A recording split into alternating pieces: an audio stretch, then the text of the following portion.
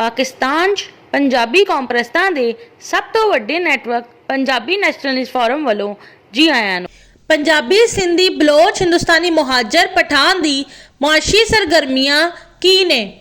पंजाबियां दी तरफों ज़राअत, सनत, तिजारत, हुनरमंदी दे शोबियां 'ਚ महारत हासिल करके मुआशी सरगर्मियां अंजाम दित्तियां जांदियां ने ताकि पाकिस्तान नूं इकतसादी इस्तेहकाम दे सकन। सिंधियां ते बलोचां दी तरफों सिंध ते बलोचिस्तान 'ਚ वसाइल दे निकलण दा इंतजार किया जाता है ताकि बदमुआशी के जरिए भत्ता लैके मुआशी सरगर्मियां कर सकन। हिंदुस्तानी मुहाजरां दी तरफों कराची 'ਚ जमा किए गए टैक्स 'ਚ हिस्सा लैण दे लई सियासी चालां चलियां जांदियां ने ताकि सियासी मकारी के जरिए सरकारी आमदनी हथिया के मुआशी सरगर्मियां कर सकन। पठाना की तरफों खैबर पख्तूनख्वा, पंजाब, सिंध, कराची, बलोचिस्तान 'ਚ अहम शहरावां 'ਚ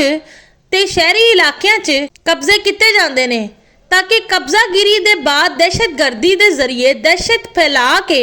मुआशी सरगर्मियां कर सकन। कि पाकिस्तान 'ਚ समाजी इस्तेहकाम, इंतजामी बेहतरी, मुआशी खुशहाली, इकतसादी तरक्की के लिए मुनासिब ना होवेगा कि पाकिस्तान की 40% आबादी सिंध, बराहवी, बलोच, गिलगिती बल्तिस्तानी,